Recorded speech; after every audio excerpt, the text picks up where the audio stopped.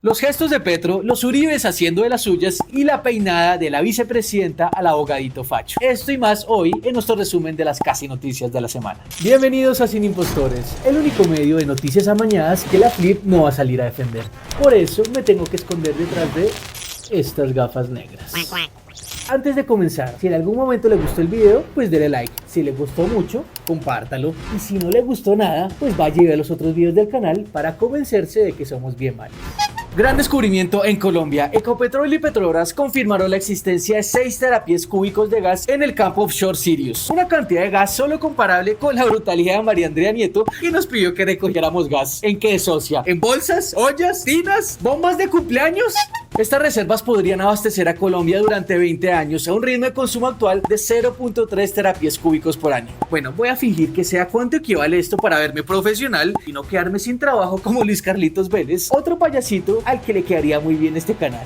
Aunque el proyecto tiene un enorme potencial, también enfrenta desafíos legales y sociales. De hecho, un juez ordenó suspender las exploraciones hasta no realizar consultas previas con las comunidades indígenas, ya que estamos en el siglo XXI y no en el siglo XV, cuando las cosas eran más fáciles y no existía eso de dialogar con indígenas. Se espera que el campo Sirius comience a producir gas en el 2029, pero antes se requiere avanzar en temas financieros, regulatorios y otros temas un poquito más importantes. Para trasladar ese gas desde donde está en este momento allí en el subsuelo hasta la cocina de su casa, Ecopetrol y Petrobras van a tener que hacer varias cosas. Soares reveló que se requieren inversiones superiores a los $2.000 millones para las primeras etapas de desarrollo. Se contemplan inicialmente 4 pozos productores. Hay que hacer un gasoducto de 117 kilómetros que transporte el gas a la red nacional y una nueva planta de tratamiento de gas en Ballena, Marcela, para poderlo procesar. Los Uribes haciendo de las suyas. El ex senador condenado por parapolítica, Mario Uribe, ocupa ilegalmente un apartamento en Medellín incautado el narcotraficante y paramilitar alias Don Berna. Algo que me parece muy normal,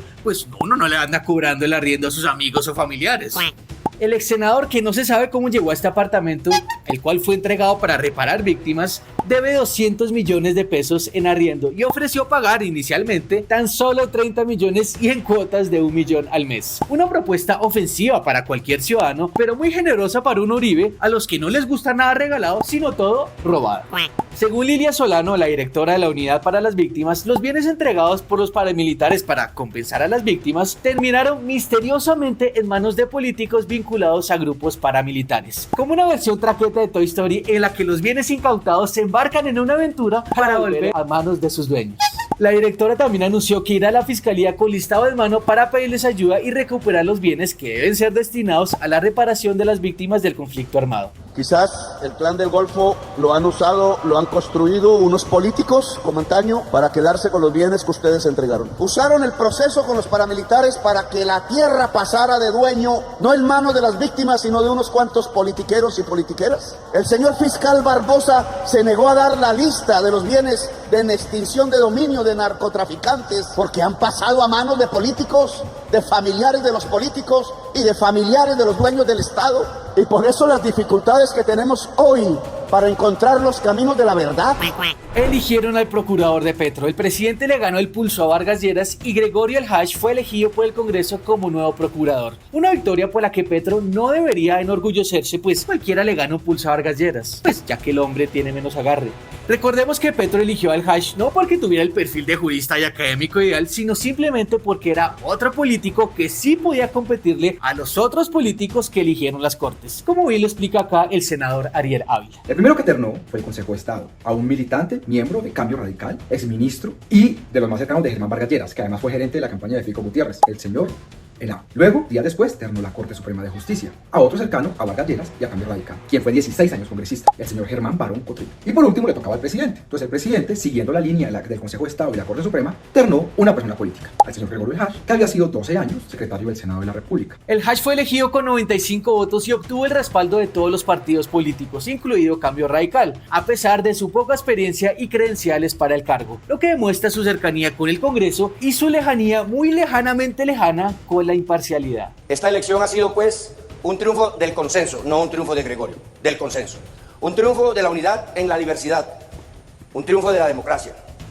También un triunfo de la independencia y la autonomía de las ramas del poder público y los órganos de control y los órganos autónomos que componen el Estado de Derecho. Y en noticias de Bogotá, el alcalde Galán anunció otro retraso en la entrega del metro de Bogotá, pues el contratista del consorcio Metro Línea 1 no cumplirá con la fecha inicial, que era octubre de 2024. Ay, perdóneme audiencia, perdóneme por llamar noticia algo que ya no es ninguna noticia.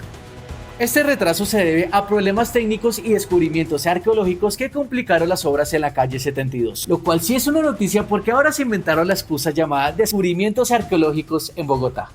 Según el alcalde, el proyecto ha avanzado, pasando del 47.91% en enero a un 78% en la actualidad, aunque muchos aseguran que el ritmo de construcción no refleja este progreso. Aquí nos dice que el avance y el compromiso del contratista que ya compró, es decir, pagó 30 días adicionales para la obra, ¿cierto? Ellos, al no terminar en la fecha, pueden comprar días adicionales y pagar ¿cuánto? 15 salarios mensuales mínimos legales por cada día. Por cada día. Por cada día. Han comprado 30 días, son casi 600 millones de pesos. 600 millones de pesos. Entonces, a la fecha han comprado 30 días. Yo, al igual que Galán, tampoco descartaría que compre más días. Lo que sí tengo claro es que si al final lo hace, lo pagamos nosotros y no ellos.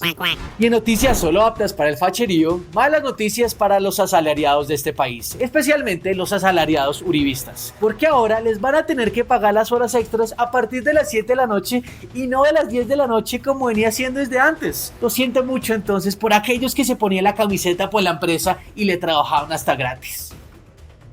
De acuerdo con la coordinadora ponente de la reforma, la bisnieta de Carlos Marx y representante del Pacto Histórico, María Fernanda Carrascal, las familias trabajadoras están más cerca de recuperar los derechos que perdieron los últimos 20 años. Algo demasiado polémico, como lo señala el nuevo noticiero del pueblo y para el pueblo, Noticias Caracol. Los saludo desde la plenaria de la Cámara de Representantes, donde hace algunos minutos se realizó la votación por este artículo, uno de los más polémicos o más álgidos de esta discusión, porque tiene que ver con el trabajo diurno y el trabajo nocturno. Los críticos de la reforma creemos que esto afectará al sector hotelero y de gastrobares, debido a los recargos que tendrán que pagarles a los trabajadores, especialmente a los de recursos humanos, que ahora tendrán más trabajo porque con esos nuevos salarios multimillonarios, pues todo el mundo querrá trabajar de noche y les mandarán 800.000 millones hojas de vida.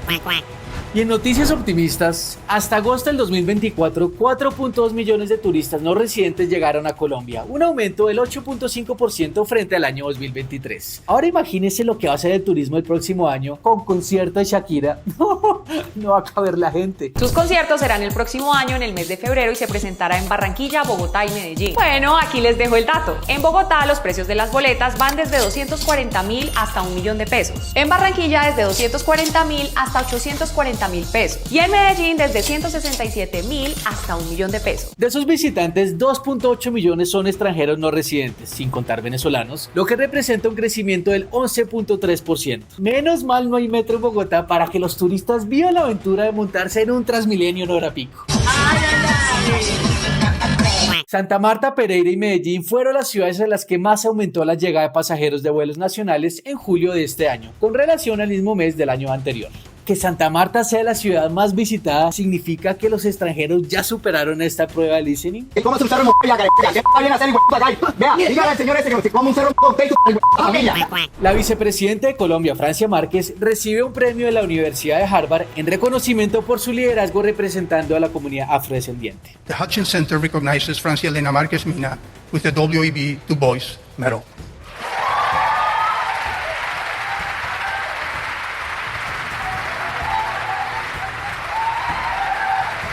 Esta noticia habría pasado desapercibida si no fuera porque Abelardo de la Espriella, el abogado facho que se hizo famoso por defender paramilitares y también por elegir la depilación brasileña como método afeitado, fue incapaz de controlar su profunda envidia y salió a criticar a la vicepresidenta y a la universidad, dándole así más relevancia a la noticia y convirtiéndose él el centro de todas las burlas. Una genial estrategia de comunicación y marketing por la cual la vicepresidenta nunca pagó.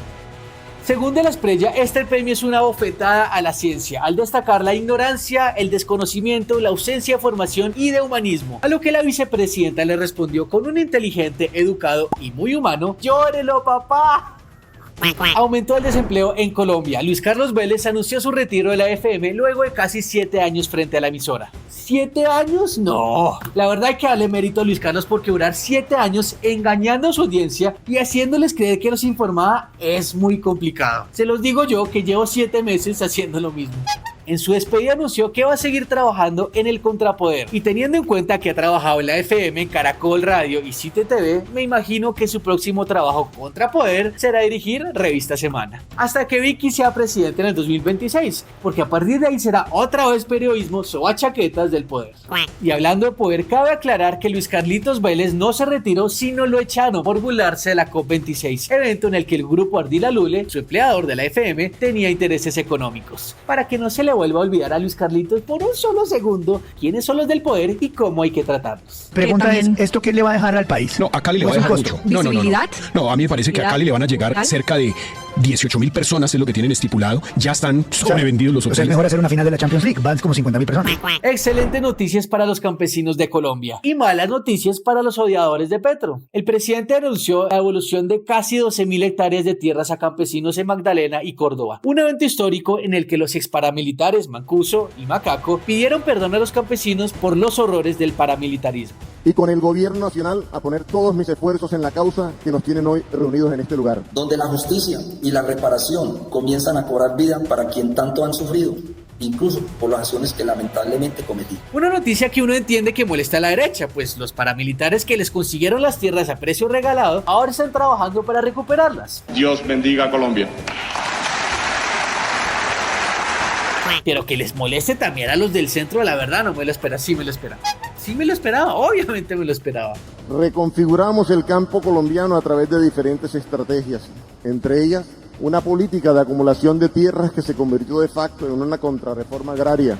Es justamente lo que su gobierno está revirtiendo, entregándole estas tierras a los campesinos y a las víctimas en Colombia. El momento más llamativo y que levantó críticas fue el intercambio de sombreros entre Petro y Mancuso. Gesto repudiado por la derecha, pues no les gustó ver a su líder político de mucho toque con un guerrillero.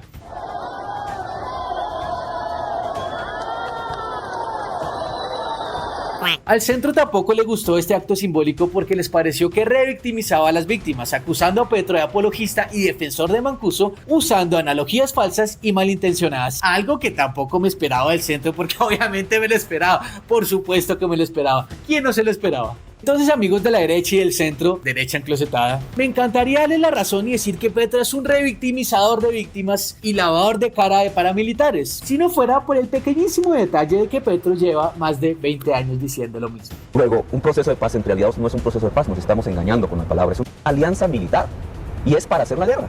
Pero, si los paramilitares se reunieran con su enemigo, la sociedad colombiana, a través de una representación transparente de la sociedad colombiana, el proceso tendría otros resultados, fíjese usted.